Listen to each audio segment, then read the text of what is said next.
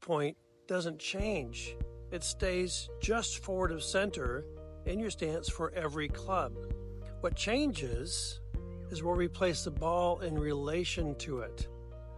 Now, let me show you a graph where I created an illustration for this. It shows the low point remaining constant in red, just ahead of center, while the ball moves further back into stance as the clubs get shorter.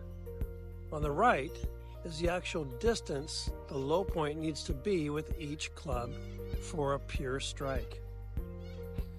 Now, if we were to compare this graph to Ben Hogan's famous graph in his book he wrote in 1957 called 5 Lessons, he kept his ball in one spot and changed his stance, aiming more left as the clubs got shorter, and then progressively to the right for the longer clubs. Now, that works too, but there's a catch. When you alter your stance like that, you also lock yourself into certain alignments, which limits your ability to change your club's path to shape shots. So we need a way that is more flexible than Hogan's diagram. So how can we measure low point? Well, the evidence is the quality of your ball contact. However, if you enjoy indoor golf as much as I do and have access to a TrackMan or comparable launch monitor, it'll actually give the number to you. And this gives you an amazing opportunity to fine-tune it. Now, TrackMan started as a radar system used to measure ball flight, but over the years it evolved into one of golf's most trusted tools for both measuring and training. And in 2014, they started tracking club data, and it included low point. Now get this, studies have shown conclusively that the best players in the world have a more consistent low point, showing a difference between major tour winners and regular tour players. The consistency then drops significantly for scratch players, and then the higher your handicap, the less consistent your low point is. Doesn't it make you wonder why golfers are not all working on this skill directly? Now let me show you how I use it to train myself. Now, I believe in gamifying every practice session that you do, because if it's fun and engaging, you're going to want to do it often. And the more you practice, the better you're going to get. Now, a good game you can make easier or harder. So a good low point game might be as simple as this. We start off with maybe a 1/3 backswing, then we go to a 2/3, and then maybe a full backswing. So let's start off getting the low point right on a 1/3 backswing. Okay, that was nice. That's pure impact right there. Not hard for me. Let's try it one more time. Just a 1/3. Good, and I felt my hips moving forward. I felt my weight shifting, and I could see right in the grass that my low point was in front of the golf ball. So now I'm ready to go to the 2/3. And I did it. Okay, so that was my 2/3 backswing, and I did it again. Now I'm going to go to the full. This is where some people might have a hard time going to the full and still getting that perfect low point. That's a good example of a game that you could start right away.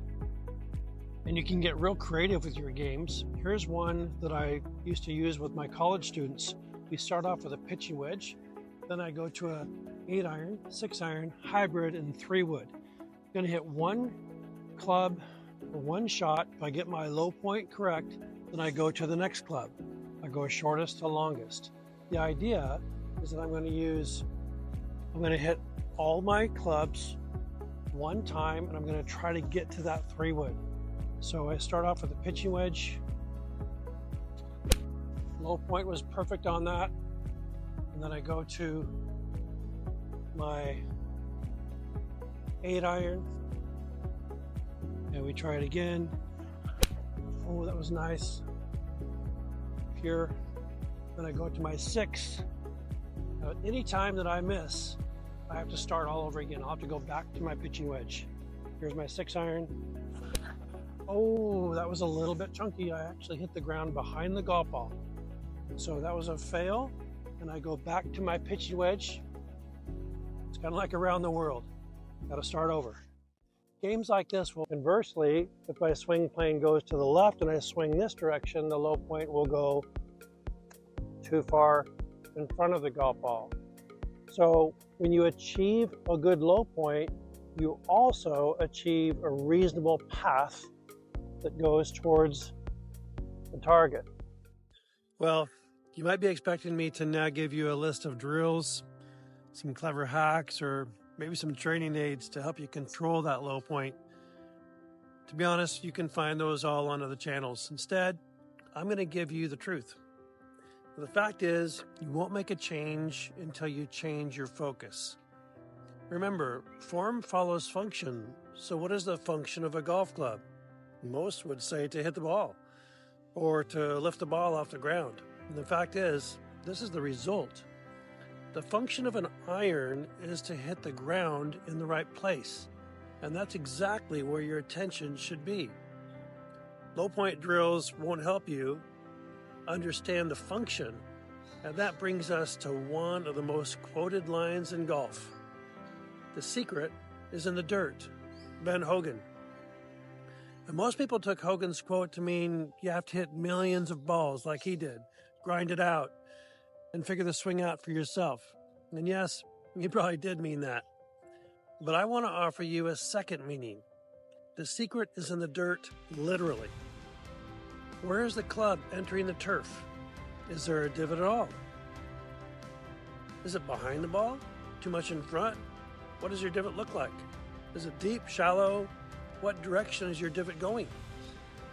What mark you leave on the ground tells everything about your swing. And your swing changes need to be built around it. So here's your new game. Go hit balls off of nice grass. And every shot, I want you to look down and ask, where did the club hit the ground? Was it before the ball or after? What movement in my body would have caused that? And then get curious, then adjust, and then go explore. This is how they did it in the beginning, and it's still the best way.